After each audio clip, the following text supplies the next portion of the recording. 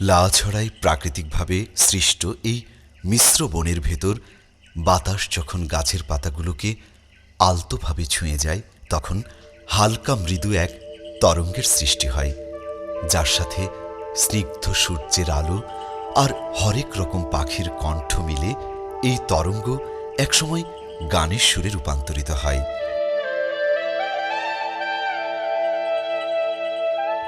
এই সুরের টান আপনাকে মন্ত্রমুগ্ধের মতো বনের গভীরে থেকে গভীরে নিয়ে যাবে।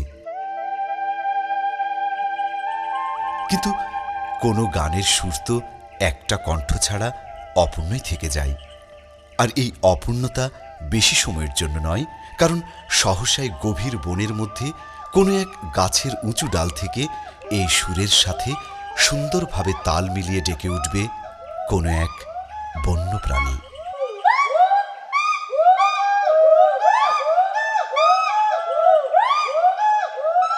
এরা হল দক্ষিণ এশিয়ার একমাত্র উল্লুক গিবন বা বন মানুষ, আমরা যাদের স্থানীয় নামে উল্লুক বলে চিনি।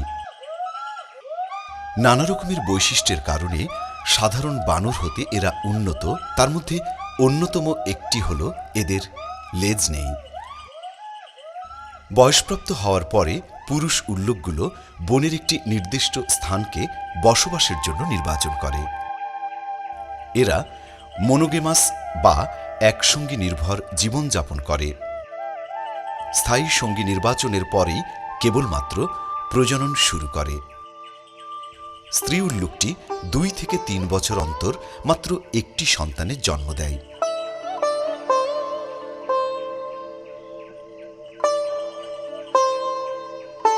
এরা সাধারণত 10 বছর বয়সে বয়সপ্রাপ্ত হয় এবং এদের গড় আয়ুকাল 30 বছর। স্ত্রী ও পুরুষ উল্লুক সম্মিলিত সঙ্গীতের মাধ্যমে নিজস্ব এলাকার আধিপত্য ঘোষণা করে থাকে।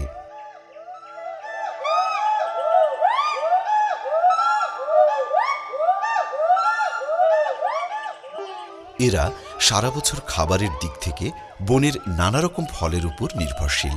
তার মধ্যে একটি প্রিয় ফল হল ডুমুর। তাছাড়াও এরা নানা রকম গাছের পাতা, ফুল, ফল এবং পোকামাকড়ও খেয়ে থাকে। এদের কখনো পানি পান করতে হয় না, কারণ এদের খাবার থেকে প্রাপ্ত রসগুলোই পানির এই চাহিদা পূরণ করে থাকে। আমাদের দেশের বনগুলোর 22টি স্থানে 200টিরও বেশি উল্লুক আছে। তার মধ্যে লাওয়াছড়া সহ সিলেটে আছে 20টি পরিবারের প্রায় 60টি উল্লুকের বাস।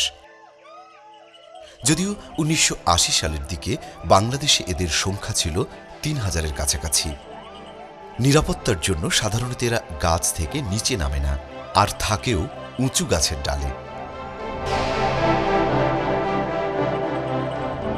সুতরাং গাছ কাটা মানেই তাদের বিলুপ্তির মুখে ঠেলে দেওয়া, আর এরা বিলুপ্ত হওয়া মানেই বনের মাঝে বেজে ওঠা প্রাকৃতিক সঙ্গীতটি চিরতরে কণ্ঠহীন সুরে পরিণত হওয়া।